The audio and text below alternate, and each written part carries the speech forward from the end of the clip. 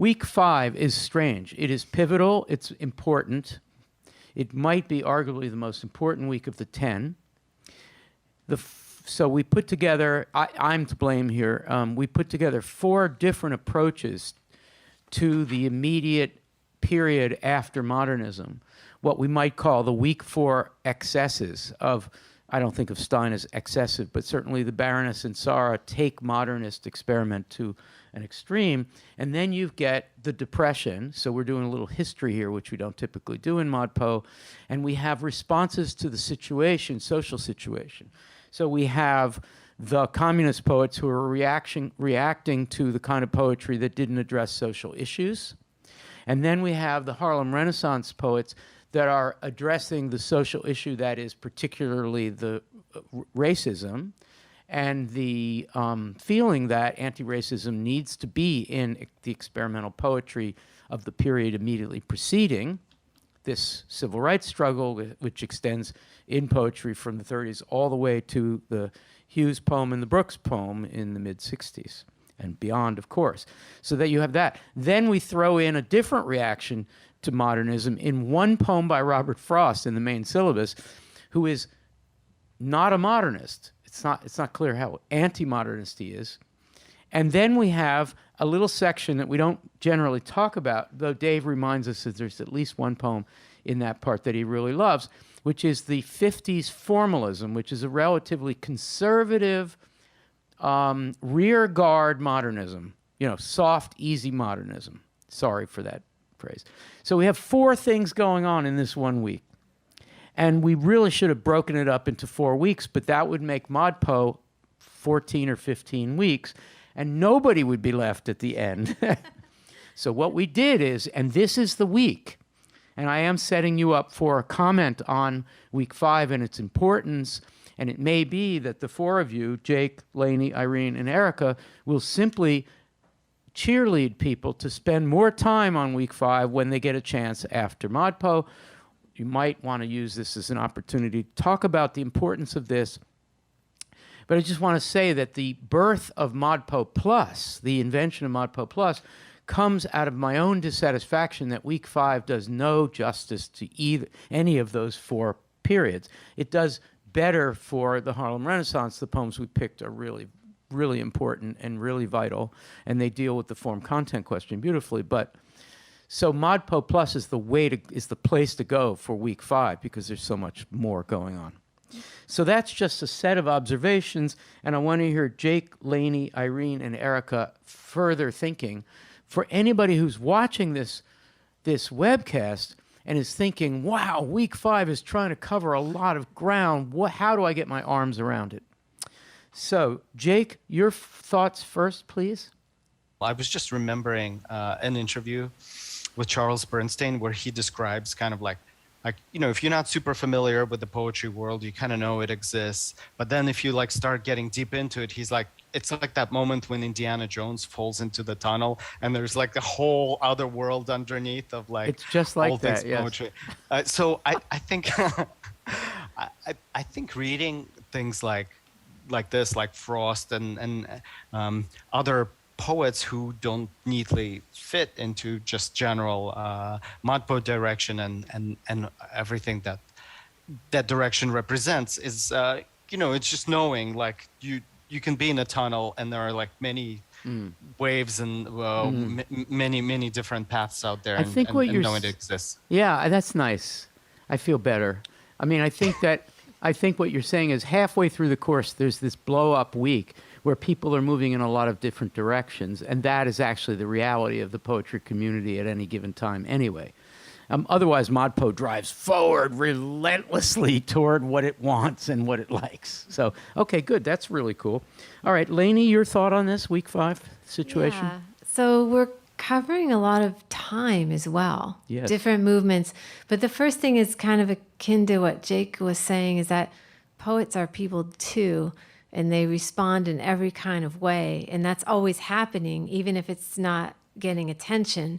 So it's fun and interesting, I think, to see the very different responses towards what's happening in the world and how that manifest in a relationship to form. And so, like, for example, we talked about dinner guest me tonight, and there is a juxtaposition between a polite elegance and this horrible problem, right? And those two things clash and create this dissonance in the poem that's really interesting, but on the surface it's very elegant. So certain readers might really miss entirely what's happening. And then we have juxtapositions like Ruth Lichtner's and lines from an we didn't talk. abortionist Nobody mentioned that. office, where we have the form of the hymn, a church form, and then we have this radical message. So I think that's another really interesting example of,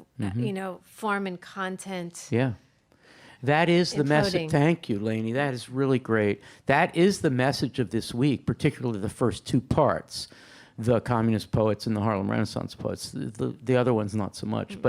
But this idea that every one of those poems, in the main syllabus anyway, is a traditional form that it gets radicalized by its content, and therefore there's a form-content irony that gets created. That doesn't happen in weeks 1 through 4. It really doesn't. To some degree, Dickinson, but that's really good. So week 5 says, here's another strategy, and it particularly coincides with politicization and radicalization. That's what has to happen. That's good. That's great. Thank you, Lainey. I really appreciate that. That's really great perspective. Irene, your thought on week 5? Yes, I think what I like the most about week 5 is like we came from week 4 where people are like lost and angry, and it's like, is this poetry? Well, this is poetry because it's in the chorus, but I don't like it.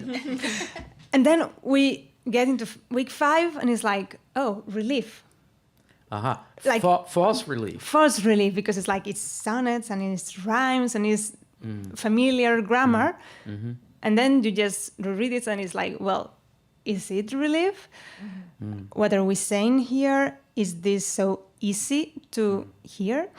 So I think, as I was saying in the beginning, these are the poems that, because they seem to be easy, they are going to stay with us. And in a more pedagogical reading, I would say that that's what will make people try to go and look for more, read more, and it's like, it's what they are saying. It's like, go out and hear these other voices, multiple voices. You guys are all very, very on it, because you mentioned the metapedagogical quality of this week. And actually, this is the first time where metapedagogy, and we'll try to define that for people who are confused by it, metapedagogy really obtains, because the dinner guest me is built for the uncomfortable classroom, right? Especially for a white teacher. And our Teaching Resource Center has a video on that very problem.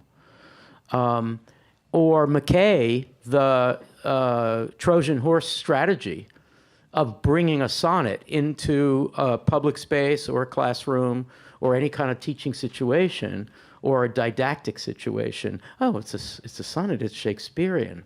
This should work fine. And then the next thing you know, it's asking you to do counterviolence. So yeah, that's really smart. This is the metapedagogical moment in the course. Wow. Erica, you're last on this. What would you like to add to this week 5 problem? Yeah, I think that what I would add, and this is sort of building on the metapedagogical, is this idea of audience and accessibility, and kind of figuring out a way to democratize the audience for poetry. Yes. Because when you're using these traditional forms, you're automatically going to get a different kind of audience than somebody like Stein might. That's right. So I think that there's something in there that's incredibly important, because, like, to go back to the McKay, it's recognizable as a sonnet. So people might read it who might not otherwise read poetry. Yeah. But then the content is doing something completely otherwise. We're about to do final thoughts, and can I ask you to use up your final thought to say more about the work you do, or the relation of this kind of poetry to the work you do, which is to try to make poetry, the kind of poetry we admire that presents very difficult issues in an accessible way, either because of the pedagogy or because the poems do that work. I would love for you to do that. Yeah, I mean, I think that I'm fully invested in making the kind of experimental poetry that we do a lot of in ModPo relevant and accessible to anyone. And I think that week 5 is a week that really appeals to me because it's a model for how to do that. So it's a way of using familiar form as a bridge into content that might be uncomfortable. That's really And well said. And then I think that also then can work the opposite way. Yesterday I was doing tankas and haiku with my students, and we spent a lot of time talking about, like, I know that there's a great, I think it's a poem talk about Tanya Foster's haiku. Yes, And, A Swarm of Bees in High Court. We did it up at Harvard, I remember. Yeah. Yeah, and that's a really beautiful example of exactly what we're talking about, which is that there are these very canonical ways of making poems that are still really important, and it's a matter of thinking about how the form can enable the language or the poems to reach more people.